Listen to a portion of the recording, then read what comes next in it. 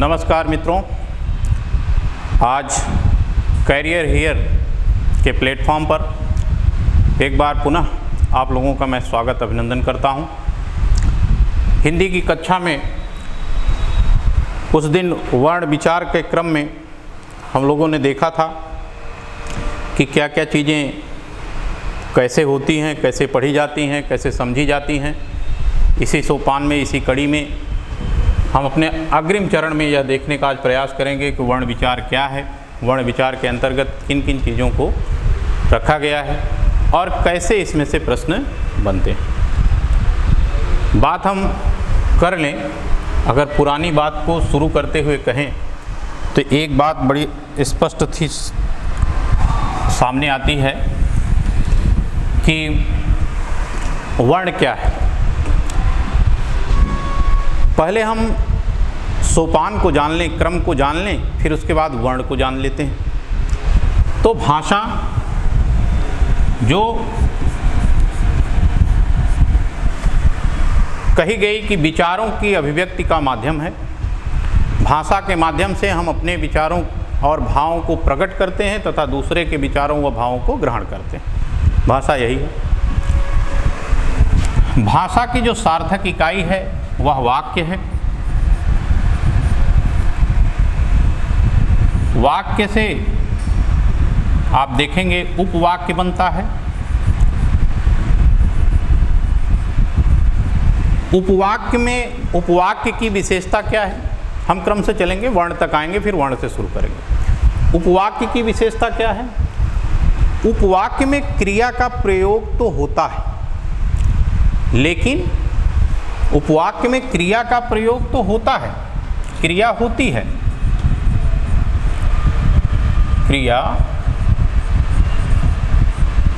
होती तो है, लेकिन भाव का पूर्ण अभिव्यक्तिकरण नहीं होता। अर्थात उपवाक्य के माध्यम से भाव की पूर्ण अभिव्यक्तिकरण नहीं किया जा सकता। इसके बाद आता है पद, और पद से संबंधित होता है पदबंध।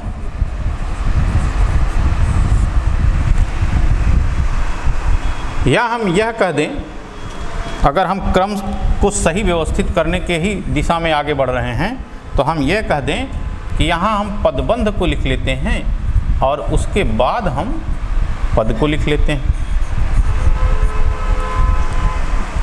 भाई देखो, पद और पदबंध में पहले हम पद को समझ लें। पद का संबंध जो है वह सीधे तौर पर किससे है? पद का संबंध जो है आपका वो शब्द से है। किससे है? शब्द से है। शब्द तब तक शब्द है जब तक किसी वाक्य में प्रयुक्त नहीं होता है। शब्द तब तक शब्द है जब तक किसी वाक्य में प्रयुक्त नहीं होता है। जैसे ही यह वाक्य में प्रयुक्त हो जाता है वह पद बन जाता है। जैसे मैंने कहा आपसे कमल, कमल एक फूल का नाम है। यह वर्णों का समूह है, वर्णों का सार्थक समूह है, और वर्णों के सार्थक समूह को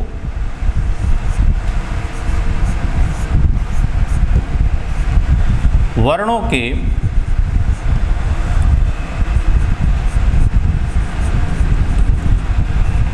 सार्थक समूह को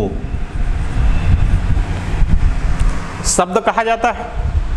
वर्णों के सार्थक समूह को शब्द कहा जाता है, और ये कमल वही है।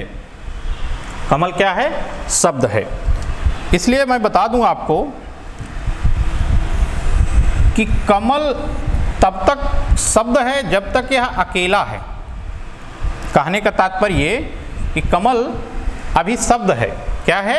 शब्द है, लेकिन जैसे ही हमने किसी वाक्य में इसका प्रयोग कर दिया, जैसे हमने कहा कि कमल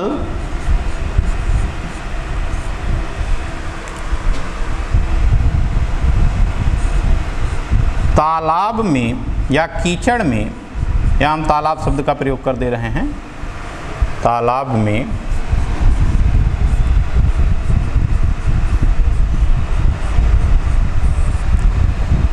खिलता है।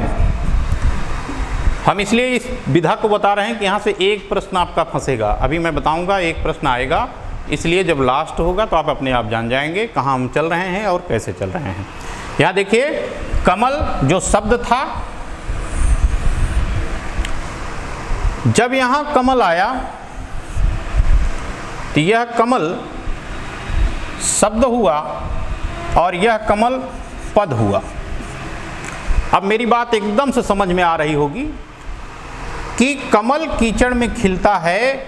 यहाँ पर ये जो उदाहरण हमने लिया हुआ है, यहाँ पर कमल जो है वह पद के रूप में प्रयोग में आया है। तालाब भी पद है, खिलना क्रिया है, क्रियापद कहेंगे।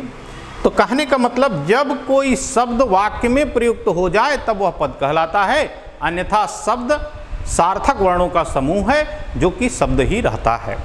तो अब आगे देखिए, इसी क्रम में हम आगे बढ़ेंगे। इस क्रम में आगे बढ़ते हुए हम देखेंगे कि पद क्या है, ये समझ में आया, शब्द क्या है, दोनों के बीच अंतर क्या है। शब्द सार्थक वर्णों का समूह है, पद जब शब्द किसी वाक्य में प्रयुक्त हो जाए तब वह पद कहलाता है। अब आती है बात, अगली बात जो हम आपसे करेंगे वह यह है कि पदबंध क्या है।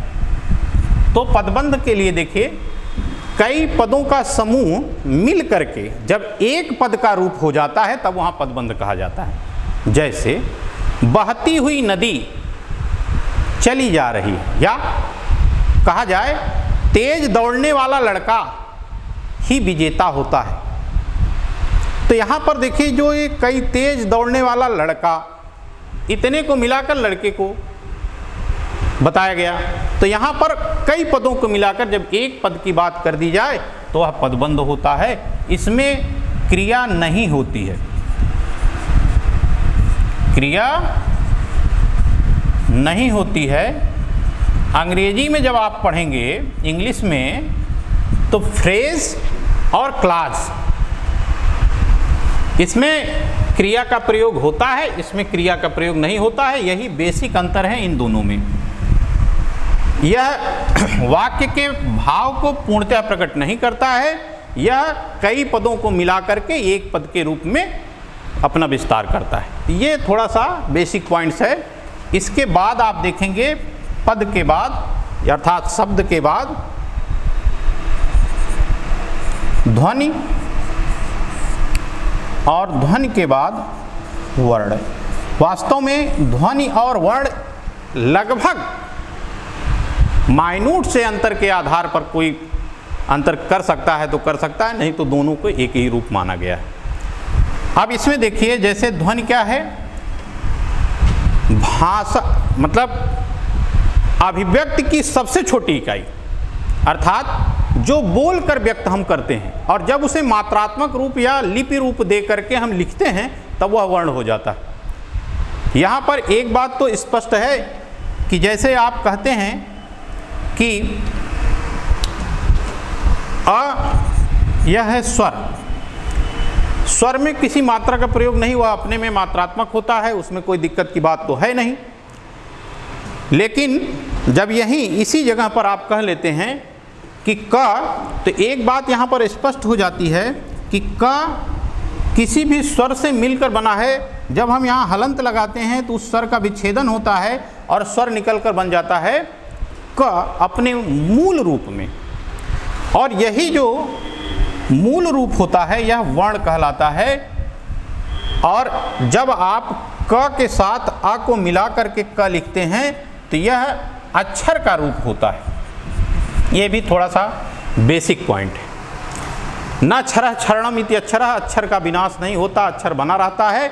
लेकिन यहाँ देखिए बेसिक पॉइंट ये है कि जब क से आ को मिला देते हैं तो यहाँ पर क बनता है, अक्षर हो जाता है, और इसमें जो क होता है मूल अवस्था में वह वर्ण का रूप होता है। तो वर्ण और अक्षर में भी लोग थोड़ा थोड़ा अंतर करते हैं। यहाँ आपका विषय ये नहीं है कि कितना अंतर और कौन सा अंतर, लेकिन आप एक चीज़ जान लीजिए कि आपके लिए यहाँ पर एक प्रश्न जो बनता है जिसकी बात हम करने वाले हैं वह यह है कि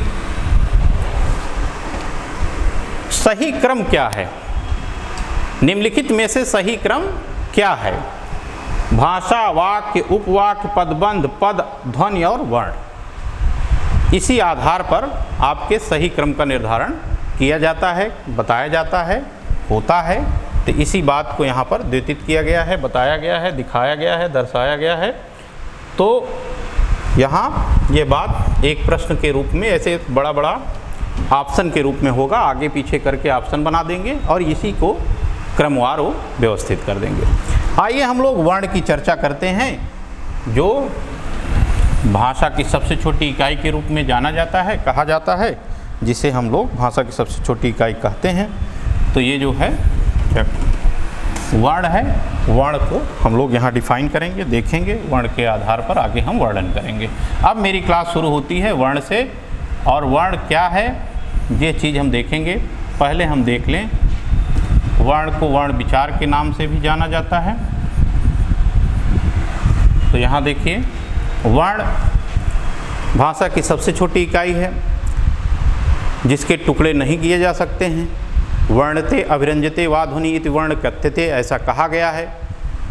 वर्ण को मुख्यतः दो भागों में, और आजकल एक भाग और इसका बना लिया गया है आयोगवाह के अर्थ में, तो 3 भागों में बांटा गया है। अब वर्णों के व्यवस्थित क्रम को क्या कहते हैं? तो वर्णों के व्यवस्थित क्रम को वर्णमाला कहा जाता है। भाइयों, वर्णों के व्यवस्थित क्रम को वर्णमाला कहा जाता है। अब इसी वर्णमाला को हम यहाँ पर देखेंगे। जैसा आप लोग जानते हैं कि हिंदी भाषा में जो वर्णों की संख्या टोटल है वह 52 है। वर्णमाला में ये 52 वर्ण कैसे व्यवस्थित हैं, किस क्रम में व्यवस्थित हैं, कैसे दिखाए गए हैं, ये सारी बात हम यहाँ पर करने चल रहे हैं।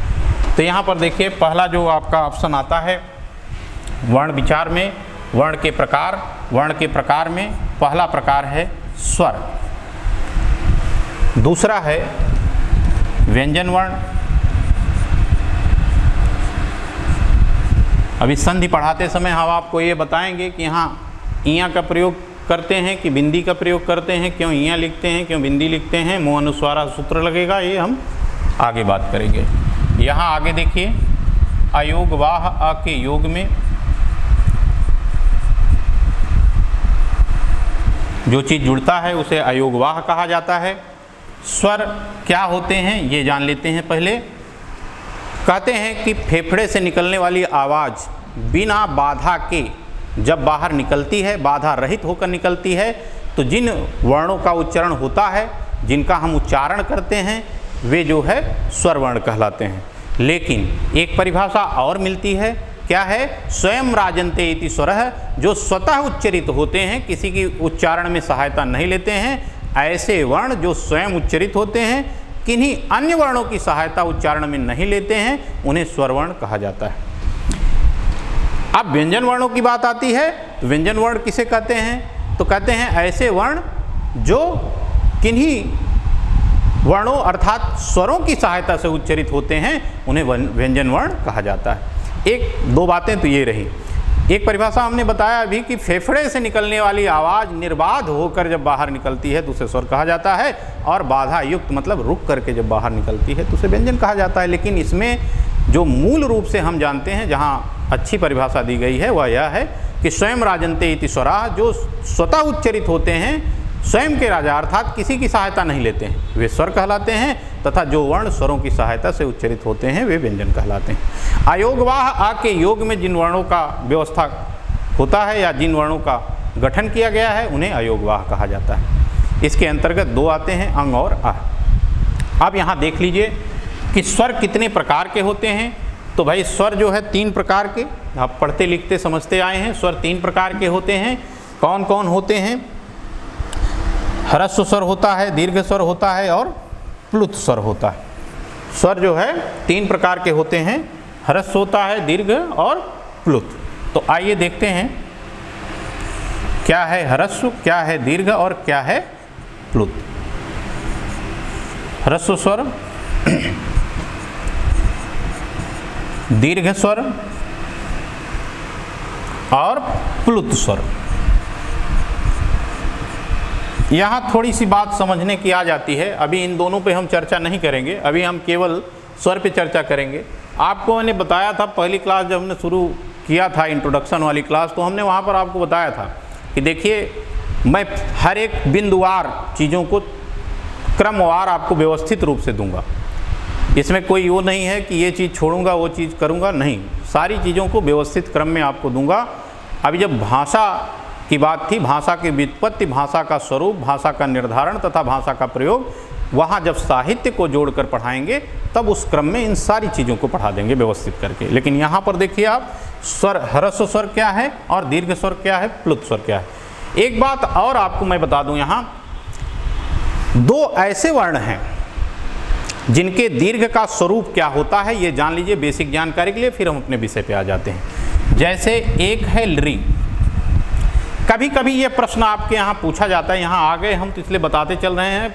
कहीं आप हमारे पढ़ाने में एक बात रहती है कि आप कहीं एक पेज एक्स्ट्रा लगा के रखिए, जहाँ आप मुख्य बातों या मुख्य तथ्यात्मक बिंदु डाल कर रखिए। मुख्य तथ्यात्मक बिंदु में बीच बीच में हमें बातें याद आती रहती हैं, जो आपके फैक्ट में एकदम इम्पॉर्टेंट है, उसे हम समाहित करके डालते रहेंगे। जैसे लृ, कहा जाता है कि कौन सा वर्ण है जिसका दीर्घ नहीं होता है, कौन सा ऐसा वर्ण है जिसका दीर्घ रूप नहीं बनता है, तो वह यही वर्ण है। लृ का दीर्घ नहीं होता है, लृ हमेशा लृ के रूप में ही प्रयोग होती है। यही जगह हमने आपको बताया था कि इसी जगह हमने बताया था आपको कि भाषा पहले आया कि व्याकरण पहले। तो पहले भाषा की बात किए थे। हरदम पूरी भाषा में लृ का यही रूप दिखाई देता है, दीर्घ रूप का प्रयोग स्वरूप नहीं आया है, इसलिए लृ को लृ के रूप में ही हम स्वीकार करते हैं और इसका दीर्घ रूप नहीं होता। एक नंबर के प्रश्न में यही कभी कभी छोटा सा प्रश्न बन जाता है। चलिए, तो निम्नलिखित में से री का दीर्घ है, जो री वर्ण होता है, जिसको लिखित रूप से तो स्वर माना जाता है, मौखिक रूप से आजकल री जो है री का स्वरूप हो गया है। जो मॉडर्न समय में पढ़ा जा रहा है उसमें मौखिक रूप से जब हम प्रयोग करते हैं तो री इसी री का स्वरूप है, लेकिन लिखित रूप में आज भी री का प्रयोग होता है। इसलिए जब स्वरों की संख्या गिनते हैं तो स्वरों की संख्या को 13 के रूप में गिन लेते हैं, स्वरों की संख्या को 13 के रूप में गिन लेते हैं। लेकिन आज हम आपको जो बताने चल रहे हैं कि स्वरों की संख्या हम यहाँ 11 बता करके आगे 2 स्वर उनको भी जोड़ेंगे, फिर 13 करेंगे। तो यहाँ देखिए, यहाँ पर री की बात ले लेता है। अच्छा, इस री का दीर्घ रूप क्या है, इस री का दीर्घ रूप क्या है, तो इस री का दीर्घ रूप देख लीजिए थोड़ा सा। इस तरीके से जब लिखा हो, 2 बार इसका ए हो, तो यह इसका दीर्घ रूप होता है, ये इसका दीर्घ रूप बनता है। अब यहाँ पर री का दीर्घ नहीं होता है, री का जो दीर्घ होता है वह इस तरीके से होता है। व्याकरण में ये बातें बहुत विशेष रूप से ध्यान रखिए। कहा जाता है कि लिखित रूप में री का स्थान कौन ग्रहण कर लिया है, तो री का स्थान ये ग्रहण कर लिया है, री, रा में छोटी की मात्रा। चलिए, ये तो बेसिक फैक्ट की बातें रहीं। यहाँ पढ़ाते पढ़ाते जो है थोड़ी बहुत बातें हम आपको बता दे रहे हैं। फिर देखिए आगे, देखिए आगे की बातें कर लेते हैं यथाशीघ्र। दीर्घ, अब स्वर है, ह्रस्व स्वर में देखिए कौन कौन आता है। ह्रस्व स्वर में आ आता है, ई आता है, 4 आएंगे। ह्रस्व में 4 आएंगे, दीर्घ में 7 आएंगे। तो 7 और 4 मिलाकर के 11 बन जाएंगे। यहाँ जो हम स्वरों की संख्या बताएंगे वो 11 बताएंगे। इसके बाद आगे की चर्चा करते हैं। यहाँ पर देखेंगे अभी व्यंजन में कितने हैं, अयोगवाह में कितने हैं, टोटल 52 वर्ण होने चाहिए। तो ह्रस्व में देखिए आ, ई, उ और यही री जो लिखित रूप में आता है, इन्हीं चारों को मिला करके यहाँ पर 4 जो बने हुए हैं ये आपके ह्रस्व हैं। अब ह्रस्व वर्ण कहते किसके हैं, ह्रस्व स्वर वर्ण कहते किसको हैं? जिन वर्णों का उच्चारण करते समय एक मात्रा का समय लगता है, जिन वर्णों का उच्चारण करते समय एक मात्रा का समय लगता है उन्हें ह्रस्व वर्ण कहा जाता है। और जिन वर्णों का उच्चारण करते समय दो मात्रा का समय लगता है, अर्थात ह्रस्व वर्णों के उच्चारण समय से अधिक समय लगता है, उन्हें दीर्घ स्वर वर्ण कहा जाता है। दीर्घ स्वर वर्ण में देखिए क्या क्या आता है और कौन कौन है। पहले तो आ, ई,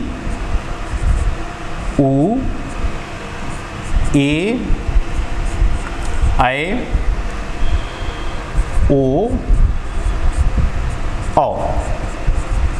देखते हैं 1 2 3 4 5 6 7।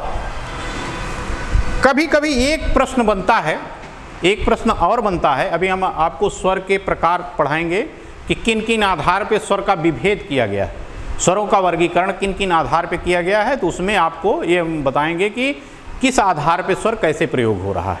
लेकिन यहाँ जो चीज़ हम बताने चल रहे हैं वह जानिएगा कि एक प्रश्न आपका बनता है छोटा सा कि संयुक्त स्वर वर्ण कौन है, निम्नलिखित में से संयुक्त स्वर वर्ण कौन है। प्रश्न हम बीच बीच में बताते चलेंगे, समझते चलिएगा कि निम्नलिखित में से संयुक्त स्वर वर्ण कौन है। तो भाइयों, संयुक्त स्वर वर्ण के रूप में 4 वर्णों का व्यवस्था की गई है, 4 वर्ण दिखाए जाते हैं, वो हैं ए ऐ ओ औ। ऐसा क्यों, ये छोटा सा अंतराल लेकर के समझ लीजिए, फिर हम लौट लेते हैं, बस 1 मिनट का समय। देखिए, फैक्ट में यह बात सामने आ रही है कि अगर ए है, हमने अभी आपको परिभाषा बताया, परिभाषा क्या था भाई, परिभाषा ये था कि कौन से वर्ण, कहने का मतलब परिभाषा क्या था, परिभाषा था कि ह्रस्व क्या था, ह्रस्व था जहां एक मात्रा का समय लगता था। जिन वर्णों में एक मात्रा का अधिक समय लगे वे वर्ण क्या कहलाते हैं, वे वर्ण कहलाते हैं दीर्घ। अब यहां देखिए, चूंकि ये है तो अपना छोटा रूप ही, ऐ का छोटा रूप है ये, लेकिन फिर भी यह दीर्घ में है। क्यों, इसका कोई न कोई कारण है। तो इसका कारण है ये संयुक्त स्वर वर्ण होते हैं, जो 2 स्वर वर्णों के जुड़ने से बने होते हैं। जब 2 स्वर वर्ण जुड़े तो 2 मात्रा हो गया, 2 मात्रा हो गया तो दीर्घ हो गया, इसलिए इनको भी दीर्घ में रखा जाता है। जैसे ए का गठन जो हुआ है वह अ प्लस ई, ये गुण संधि होती है। जैसे रमा प्लस ईसह रमेशह कहते हैं, जो वहाँ पर अ प्लस ई का ए का गठन होता है। और यहाँ पर देखिए, चाहे अ हो, चाहे आ हो, चाहे ई छोटी ई हो, चाहे बड़ी ई हो, मिलने से ए ही बनेगा। तो यहाँ देखिए ओ का रूप देखिए, महाधन उत्सव, महोत्सव जहाँ बनता है वहाँ ओ का रूप है। यहाँ पर भी अ प्लस ऊ कर लें, आ या आ प्लस ऊ या ऊ, मतलब छोटा ऊ या बड़ा ऊ, सब मिला करके ओ ही बनेंगे। तो ये जो दोनों बने हुए हैं ये संयुक्ताक्षर के रूप हैं। ठीक, यहाँ पर एक बात हम आपको स्पष्ट कर दें कि यही दोनों गुण हैं और यही दोनों संयुक्ताक्षर के रूप हैं।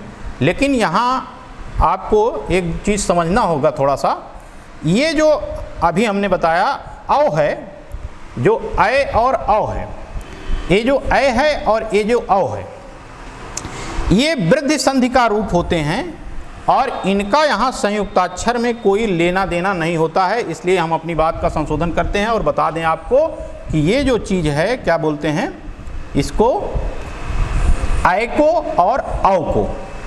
यह चीज़ हम आपको स्पष्टता बता दें कि यह जो ऐ और औ है यह इससे इतर है, इससे अलग है। यही दोनों संयुक्त स्वर कहलाते हैं और ऐ और औ अपने में दीर्घ होता है, इसलिए इसको उसमें संयुक्त में नहीं सम्मिलित करेंगे। तो संयुक्त स्वरों की संख्या अगर पूछा जाए कि संयुक्त स्वर वर्ण बराबर 2, तो ये 2 जो है आपके संयुक्त स्वर वर्ण आपको यहाँ पर देखने को मिल रहे हैं, जो कि दीर्घ के रूप में हैं। ठीक, अब इसमें एक बात और स्पष्ट है कि अगर आ की जगह आ हो और ई की जगह ई हो तब भी यही बनना है, तब भी ऐ नहीं बनेगा, बनेगा यही। इसी तरीके से अ या आ और ई ऊ या बड़ा ऊ हो तब भी बनना वो ही है और कुछ नहीं बनेगा। तो ये सारी बातें यहाँ पर फैक्चुअल हैं, इसको समझना होगा। यहाँ हमने थोड़ा सा शायद बताया था, समझ लीजिएगा। चलिए आइए विषयगत बातें करते हैं। तो यहाँ पर दीर्घ स्वर की परिभाषा बनेगी कि जहाँ एक मात्रा से अधिक का समय लगता है उसे दीर्घ कहते हैं, और स्वर में ह्रस्व स्वर में बनेगा जहाँ एक मात्रा का समय लगता है वहाँ ह्रस्व स्वर होगा। ह्रस्व स्वर कितने प्रकार के? 4 प्रकार के। दीर्घ स्वर कितने प्रकार के? 7 प्रकार के। संयुक्त स्वर कितने प्रकार के? 2 प्रकार के। आगत स्वर कितने प्रकार के? 1। आगत स्वर क्या है भाई? जो स्वर वर्ण किसी से ग्रहण कर लिया गया हो। जैसे हम लोग लिखते हैं डॉक्टर, डॉक्टर में आप ये इस मात्रा का प्रयोग करते हैं, इसको आगत स्वर कहते हैं। तो आगत स्वर 1 होता है। ये भी बात यहाँ पर नोट करते हुए समझते हुए चलिएगा। अब आता है एक प्लुत स्वर। प्लुत स्वर की परिभाषा होती है कि जिन स्वर वर्णों के उच्चारण में दो या दो से अधिक, दो नहीं कहेंगे, दो मात्रा अगर कह दिया तो दो मात्रा पे दीर्घ बन गया, लेकिन दो से अधिक मात्रा का प्रयोग होता है। अर्थात कहने का अर्थ यह है कि जिन वर्णों के उच्चारण में दो से अधिक मात्रा का समय लगता है वे प्लुत स्वर वर्ण कहलाते हैं। जिन स्वर वर्णों के उच्चारण में दो मात्रा से अधिक का समय लगता है वे प्लुत वर्ण कहलाते हैं। गांव में आप देखते थे, जो जंगल का क्षेत्र होता था, वन का क्षेत्र होता था, बाग का क्षेत्र होता था, वहाँ श्रृंगाल सियार बोलते थे, वो भी लंबी आवाज़ में बोलते थे। तो उनका जो है मुर्गे का बाग देना, श्रृंगाल की आवाज़, ये सब इसी में आता है। लेकिन हम आप ओम का उच्चारण करते हैं और वहाँ इस तरीके से लिखते हैं। ये ओम की आवाज़ जो निकालते हैं हम, यह भी क्या है, एक तरीके से प्लुत स्वर वर्ण ही है। तो हम समझते हैं, आशा करते हैं कि यहाँ पर ह्रस्व, दीर्घ और प्लुत, इन 11 प्रकार के स्वरों की बात हम कर लिए होंगे और आपको 11 प्रकार की पूरी बात समझ में आ गई होगी कि क्या है, कैसे है। आप फिर से एक बार 1 मिनट के लिए रिवाइंड कर लें कि ह्रस्व स्वर वर्ण जिनमें 1 मात्रा का समय लगता है, दीर्घ स्वर वर्ण जिनमें 2 मात्रा का समय लगता है, प्लुत स्वर वर्ण जिनमें 2 से अधिक मात्रा का समय लगता है। ह्रस्व में आ, ई, उ, री 4 आते हैं। दीर्घ में आ, बड़ी ई, बड़ा ऊ, ए, ऐ, ओ, औ 7 आते हैं। इसमें ए और ओ का गठन गुण संधि के आधार पर 2 स्वरों के मिलने से होता है, इसलिए इसको जो है संयुक्त स्वर भी कहा जाता है। आगत स्वरों की संख्या 1 होती है जो यहाँ पर दी गई है। इन स्वरों का संयोजन विभिन्न विदेशी भाषा के शब्दों के साथ किया जाता है, जैसे डॉक्टर इत्यादि। अब इसमें देखिए, ओम शब्द का उच्चारण जो हम करते हैं वह प्लुत का भाग होता है। प्लुत अभी बताया कि 2 मात्रा से अधिक का समय लगता है, और ये जो चिन्ह बना हुआ होता है यह 2 मात्रा से अधिक के लिए ही इस तरीके के चिन्ह आपको देखने को मिलता है। तो वर्ण विचार में पहला भाग था आपका स्वर, और स्वर में आपने देखा कि 11 प्रकार से कैसे स्वर गठित हुआ है। अब हम अगली बात करेंगे व्यंजन की। उसके पहले हम व्यंजन बता करके और अयोगवाह बता दें। अयोगवाह के बाद हम स्वर के एक एक भाग को डिफाइन करेंगे कि उच्चारण के आधार पर, उच्चारण स्थान के आधार पर, होंठ के प्रयोग के आधार पर, जीभ के अग्रभाग और पश्चभाग, मध्य भाग के आधार पर स्वरों का कैसा गठन किया गया है, यह पूरी बात हम अगली कक्षा में आपसे करेंगे। तब तक के लिए धन्यवाद।